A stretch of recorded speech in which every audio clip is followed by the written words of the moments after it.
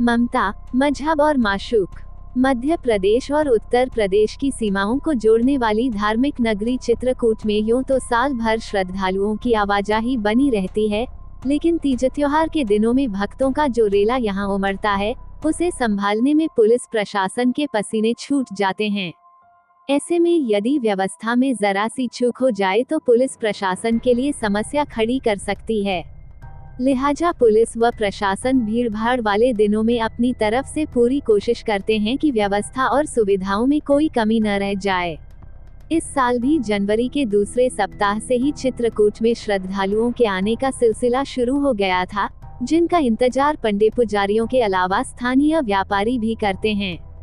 कहा जाता है कि मकर संक्रांति की डुबकी श्रद्धालुओं को आध्यात्मिक लाभ पहुंचाती है और यदि डुबकी सूर्य के मकर राशि में प्रवेश के समय लगाई जाए तो 1000 गुना ज्यादा पुण्य मिलता है।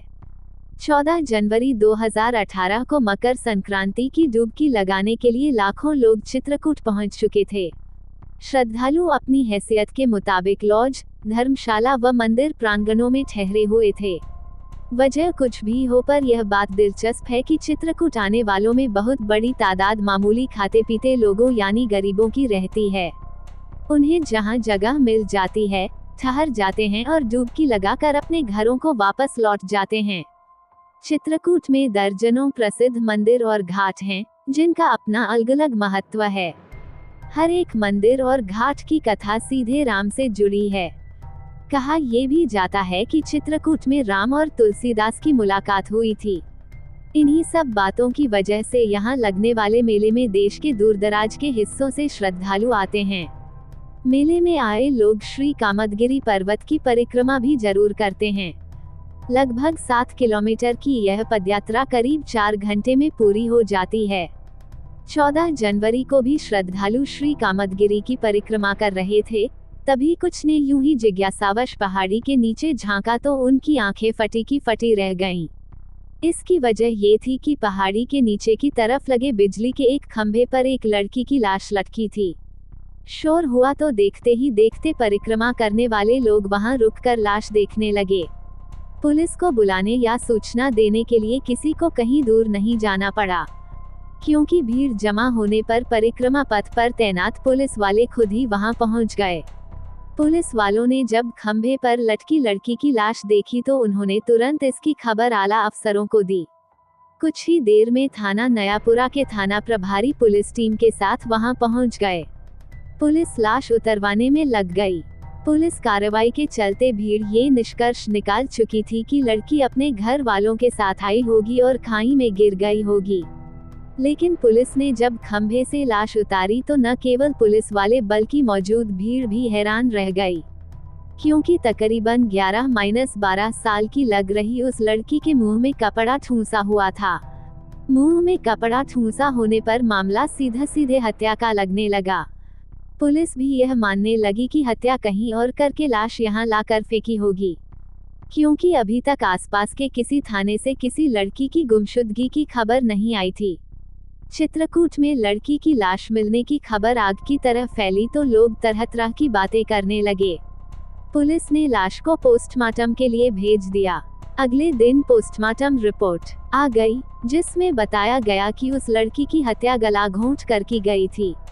पोस्टमार्टम रिपोर्ट के आधार पर पुलिस ने अज्ञात के खिलाफ भादमवी की धाराओं 302 और 201 के तहत मामला दर्ज कर जांच शुरू कर दी। उस वक्त चित्रकूट में बाहरी लोगों की भरमार थी, इसी वजह से लाश की शिनाख्त नहीं हो पाई थी। फिर भी पुलिस कोशिश में लग गई कि शायद कोई सुराग मिल जाए। अब तक की जांच से यह स्पष्ट हो गया था कि मृतका चित्रकूट की न होकर कहीं बाहर की रही होगी। इस तरह के ब्लाइंड मर्डर पुलिस के लिए न केवल चुनौती बल्कि सरदर्द भी बन जाते हैं। इस मामले में भी यही हो रहा था। हत्यारों तक पहुंचने के लिए लाश की शिनाख्त जरूरी थी। पुलिस वालों ने सबसे पहले सीसीटीवी फुटेज देखने का फैसला लिया, लेकिन ये भी आसान काम नहीं था, क्योंकि मकर संक्रांति के वक्त चित्रकूट में सैकड़ों कैमरे लगे हुए थे। यह जरूरी नहीं था कि सभी फुटेज देखने के बाद भी इतनी भीड़ भाड़ में वह लड़की दिख जाए। पर सीसीटीवी फुटेज देखने के अलावा पुलिस के पास कोई और रास्ता भी नहीं था। चित्रकूट में इस हत्या की चर्चा तेज होने लगी तो सतना के एसपी राजेश हिंगणकर ने मामला अपने हाथ में ले लिया। उन्होंने जांच में जुटी पुलिस के साथ बैठक की और कुछ दिशा निर्देश दिए। पुलिस टीम के लिए ये काम भूसे के ढेर से सुई ढूंढने जैसा था। पुलिस टीम सीसीटीवी कैमरों की फुटेज देखने में जुट गई। पुलिस की मेहनत रंग लाई। 12 जनवरी 2018 की एक फुटेज में एक युवक और युवती के साथ वह लड़की दिखी तो पुलिस वालों की आंखें चमक उठी। उत्साहित होकर पुलिस ने और फुटेज खंगाली तो इस बात की पुष्टि हो गई कि जिस लड़की की लाश पुलिस ने बरामद की थी वह वही थी जो फुटेज में युवक युवती के साथ थी। ये फुटेज जानकी कुंड अस्पताल की थी, जहां युवक व युवती मरीजों वाली लाइन में लगे थे। उस दिन स्नान के लिए वहां लाखों लोग आए थे, इसलिए यह पता लगाना आसान नहीं था कि वो युवक और युवती कहां के रहने वाले थे। इसलिए पुलिस ने ये फुटेज सोशल मीडिया पर भी वायरल कर दिए, जिससे उन तक जल्द से जल्द पहुंचा जा सके। फुटेज सोशल मीडिया पर डालने के बाद भी पुलिस को उनके बारे में कोई जानकारी नहीं मिली। इस पर हत्यारे का सुराग देने पर 10,000 रुपए का इनाम भी घोषित कर दिया गया। इसी दौरान पुलिस वालों ने जानकी कुंड अस्पताल के रजिस्टर की जांच भी शुरू कर दी थी। अस्पताल में आए मरीज का नाम पता जरूर लिखा जाता है, लेकिन हजारों की भीड़ में ये पता लगा पाना मुश्किल काम था कि जो चेहरे कैमरे में दिख रहे थे उनके नाम क्या थे। इसके बाद भी पुलिस वाले नाम पते छांट कर अंदाजा लगाने में लगे रहे कि वे कौन हो सकते हैं। इस प्रक्रिया में 25 दिन निकल चुके थे और लाख कोशिशों के बाद भी पुलिस के हाथ कामयाबी नहीं लग रही थी। चित्रकूट के लोगों की दिलचस्पी भी अब मामले में बढ़ने लगी थी। उन्हें सस्पेंस इस बात को लेकर था कि देखें पुलिस कैसे हत्यारों तक पहुंचती है और पहुंच भी पाती है या नहीं। अस्पताल के रजिस्टर में दर्ज जिन नामों पर पुलिस ने शक किया और जांच की, उनमें एक नाम उत्तर प्रदेश के फतेहपुर जिले के विजय और उसकी पत्नी आरती का भी था। एसपी के निर्देश पर एक पुलिस टीम विजय के गांव एंजी पहुंच गई। विजय से सीधे पूछताछ करने के बजाय पुलिस ने पहले उसके बारे में जानकारी हासिल की तो एक जानकारी यह मिली कि उसकी 10-11 साल की एक बेटी नेहा भी थी, जो लगभग 1 महीने से नहीं दिख रही है। पुलिस ने चित्रकूट से लड़की की जो लाश बरामद की थी, उसकी उम्र भी 10-12 साल थी। ये समानता मिलने पर पुलिस की जिज्ञासा बढ़ गई। इसके बाद पुलिस विजय के घर पहुंच गई। उस समय उसकी पत्नी आरती भी घर पर मौजूद थी। पुलिस ने जब उन दोनों से उनकी बेटी नेहा के बारे में पूछा तो वह बोले कि उनकी कोई बेटी नहीं थी, केवल एक बेटा ही है। उनकी बातों से लग रहा था कि वह झूठ बोल रहे हैं, क्योंकि उनके पड़ोसियों ने बता दिया था कि इनकी 10-11 साल की एक बेटी नेहा थी, जो पता नहीं कहां चली गई है। इसी शक के आधार पर पुलिस विजय और उसकी पत्नी आरती को चित्रकूट ले आई। थाने में उन दोनों से जब पूछताछ शुरू हुई तो दोनों साफ मुकर गए कि उनकी कोई बेटी भी है। तब पुलिस ने उन्हें सीसीटीवी फुटेज दिखाई, जिसमें उनके साथ 10-11 साल की बच्ची थी। फुटेज देखते ही दोनों बगले झांकने लगे। उसी समय दोनों ने आंखों ही आंखों में कुछ बात की और चंद मिनटों में ही बेटी की हत्या का राज उगल दिया। पुलिस वाले ये जानकर आश्चर्यचकित रह गए कि आरती का असली नाम सबीना शेख है और वह मुसलमान है। सबीना की शादी सन 2006 में उत्तर प्रदेश के जिला फतेहपुर के ही निवासी जाहिद अली से हुई थी। जाहिद से उसे 2 बच्चे हुए, पहली बेटी सिमरन और दूसरा बेटा साजिद, जो 5 साल का है। सबीना जाहिद के साथ रह जरूर रही थी, लेकिन उसके साथ उसकी कभी पटरी नहीं बैठी, क्योंकि सबीना किसी और को चाहती थी। दरअसल सबीना और विजय एक दूसरे को बचपन से चाहते थे, लेकिन सबीना की शादी घर वालों ने उसकी मर्जी के खिलाफ जाहिद से कर दी थी। इसलिए सबीना जाहिद के साथ रह जरूर रही थी, लेकिन उसे वह दिल से नहीं चाहती थी। उसने तो अपने दिल में विजय को बसा रखा था। जब दिल नहीं मिले तो उनके बीच बात बेबात झगड़ा रहने लगा। अपनी कलह भरी जिंदगी सुकून से गुजारने की गरज से सबीना ने शादी के 9 साल बाद विजय को टटोला। उसे यह जानकर खुशी हुई कि विजय उसे आज भी पहले की तरह चाहता है और उसे बच्चों सहित अपनाने को तैयार है। बस फिर क्या था, बगैर कुछ सोचे समझे एक दिन वो पति को बिना बताए विजय के साथ भाग गई। ये सन 2015 की बात है। योजनाबद्ध तरीके से दोनों भागकर एनजी गांव आकर रहने लगे। सबीना अपने बच्चों को भी साथ ले आई थी, जिस पर विजय को कोई ऐतराज नहीं था। अपने पुराने और पहले आशिक के साथ रहकर सबीना खुश थी। उधर जाहिद ने भी बीवी के गायब होने पर कोई भागदौड़ नहीं की, क्योंकि वह तो खुद सबीना से छुटकारा पाना चाहता था।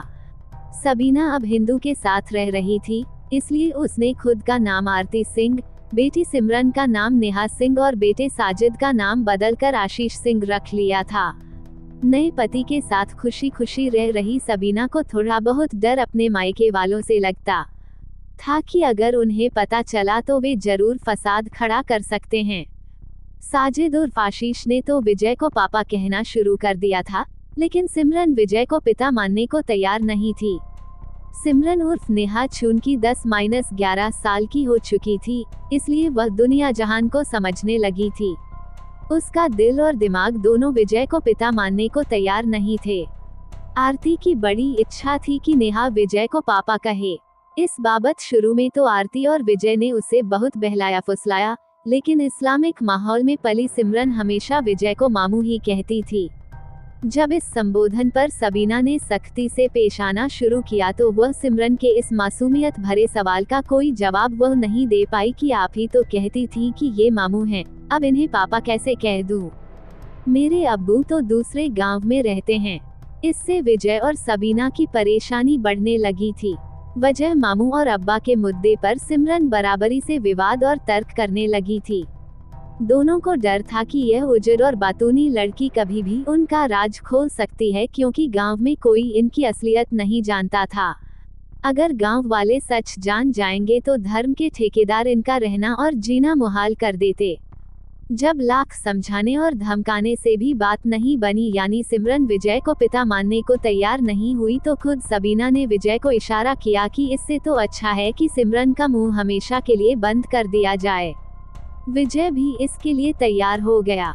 दोनों ने मकर संक्रांति पर चित्रकूट जाने की योजना बनाई और सिमरन से कहा कि वहां तुम्हारी आंखों की जांच भी करा देंगे। सिमरन जिद्दी जरूर थी, पर इतनी समझदार अभी नहीं हुई थी कि सगी मां के मन में पनप रही खतरनाक साजिश को भांप पाती। 12 जनवरी 2018 को चित्रकूट आकर दोनों ने जानकीकुंड अस्पताल में सिमरन उर्फ नेहा की आंखों की फ्री जांच करवाए और उस दिन उन्होंने विभिन्न मंदिरों में दर्शन किए। 13 जनवरी 2018 को इस अंतरधर्मीय परिवार ने चित्रकूट में परिक्रमा की और रात में नरसिंह मंदिर के प्रांगण में आकर सो गए। 2 दिन घूमने फिरने के बाद थके हारे दोनों बच्चे तो जल्द सो गए, लेकिन दुनिया के सामने दोहरी जिंदगी जीते विजय और आरती उर्फ सबीना की आंखों में नींद नहीं थी। रात 12 बजे के लगभग दोनों ने गहरी नींद में सोई नेहा उर्फ सिमरन का गला मफलर से घोंट डाला।